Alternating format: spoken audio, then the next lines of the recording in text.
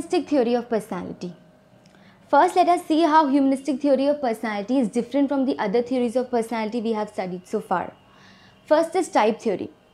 Type theory says that personality is one of the several types present.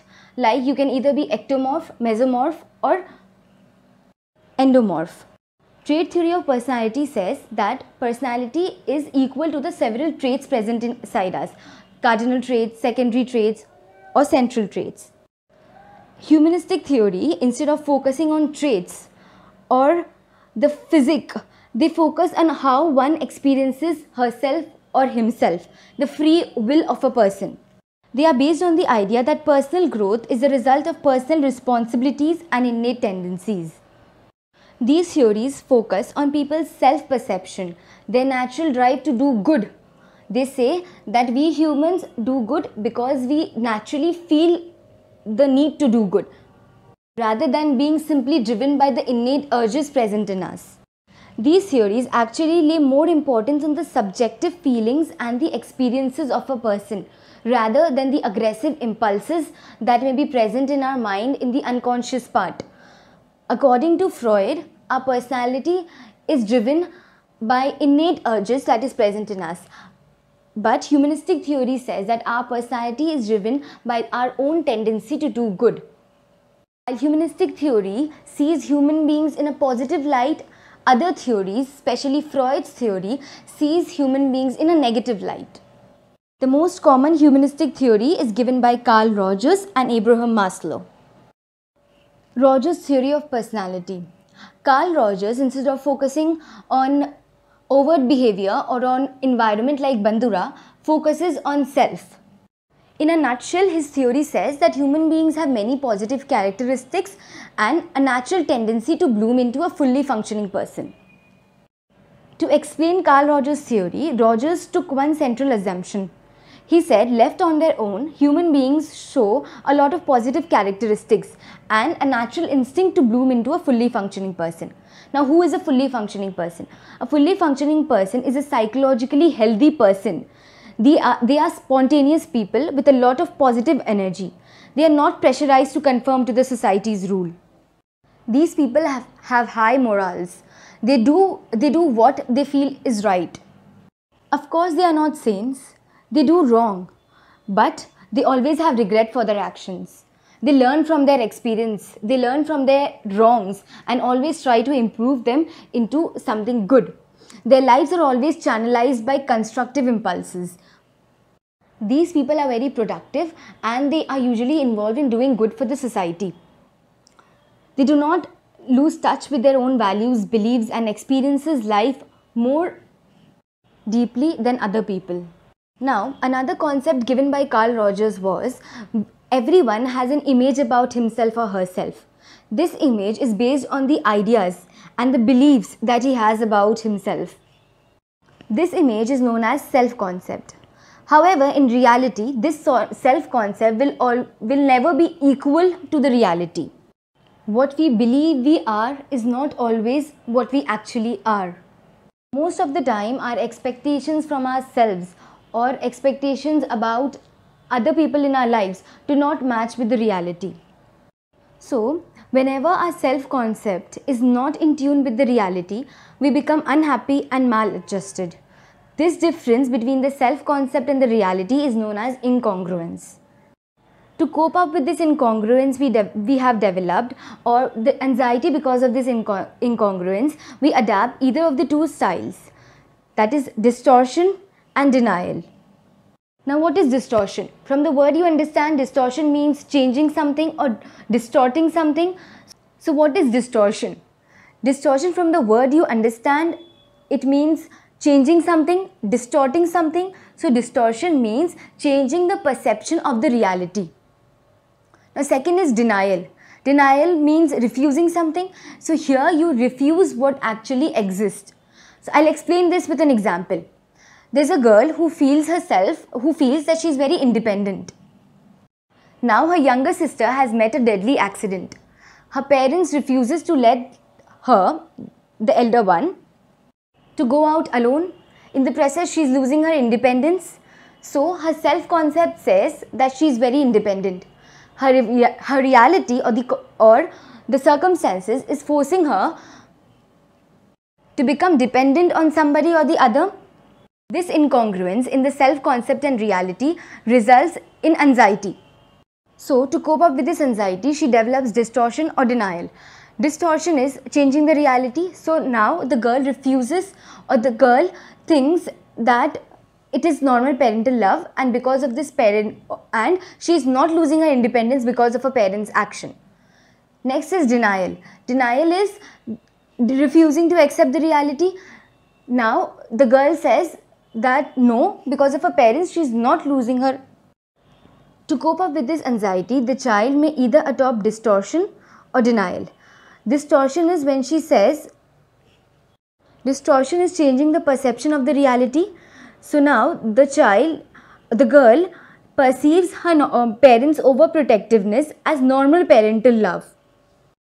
So to reduce the anxiety, she actually changes the reality. Next is denial. Denial is when she refuses to accept what actually exists. She refuses to acknowledge the fact that due to her parents' overprotective behavior, she is actually losing her independence. Now, Rogers also mentions that distortion and denial usually takes place because we are always reared in an environment with conditional positive regard. What do you mean by conditional positive regard? It means that we will always be accepted when we behave in a particular way, or we will only be accepted when we are what others expect us to be. From the word conditional positive regard means we will only be regarded or accepted on certain conditions. So we always behave in a way to gain approval of the others. This is not always in tune with our self-concept, and this pulls down our growth rate. So to ensure a healthy development of a personality, we should always be reared in a condition of unconditional positive regard. That is, we should always tell others and we should always be made believe that we will be accepted no matter what defects we have or what mistakes we have made in the past and now are regretting about it. This concept of Carl Rogers is always used by the therapists to treat people who are mentally disturbed or unhealthy. They are always told by the therapist that he will always be accepted no matter what mistakes he have done or what defects he is facing or what problems he is facing. Such environment always triggers the growth of a healthy personality. And this is the basic principle of Carl Rogers' theory. Maslow's theory of personality. Abraham Maslow's phenomenological approach focuses on growth-oriented features rather than on traits present in us or the innate urges present in our unconscious mind or the overt behavior. This theory focuses on how self develops. To understand this, he said that human needs exist in a hierarchy, with physiological needs at the base to self-actualization needs at the top. Our personality is completely developed when we go through these 5 stages, from the base to the top. The first is physiological needs, then safety needs, then belonging needs, then esteem needs, and the need for self-actualization. The last 3 needs, that is physiological needs, safety needs and belonging needs, are known as deficiency needs. Why deficiency? Because these are the needs that are necessarily fulfilled, without which growth is impossible. After these are done, we go to the 2 important needs, that is esteem needs and need for self-actualization. These 2 are known as growth needs. Now let me explain you all the 5 needs in a brief. First is physiological needs. Physiological needs means hunger, thirst and sex. These are those basic needs without which you die, without which you cannot live. Once these 3 needs are fulfilled, you now need a house, a clothing, a need to protect yourself, that is safety needs. After your stomach is full, you now need a shelter. Next is belonging needs. So once your stomach is full, you are healthy enough to live and you have a house of your own, you need people to make your house your home. That is belonging needs, the need for family, the need for friends, and the need for a community where you can interact with the environment and where you can grow. Human beings are social beings. We obviously cannot live alone.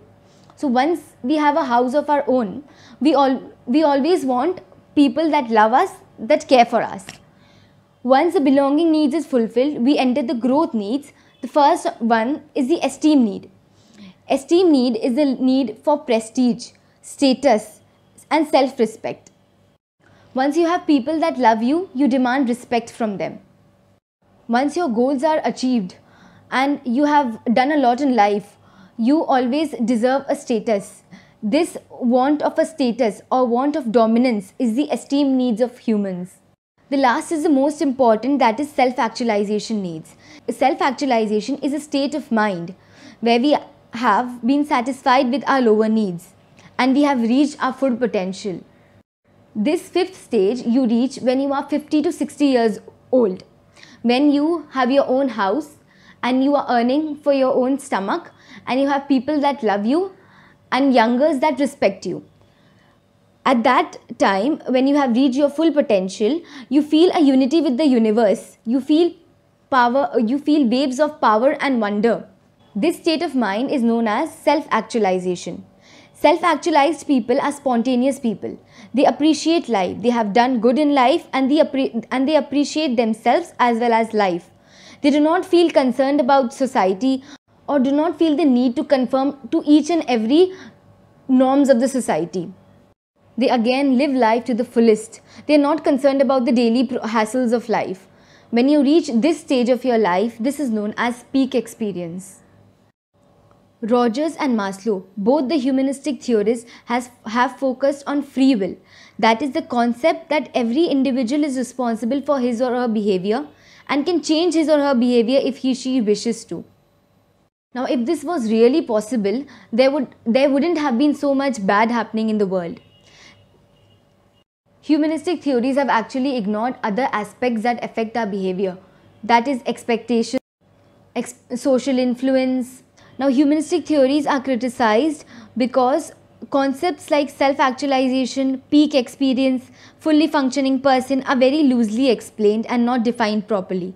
However, at the end we can say humanistic theories are important as they have laid immense impact on the mainstream of psychology and have put human beings in a positive light.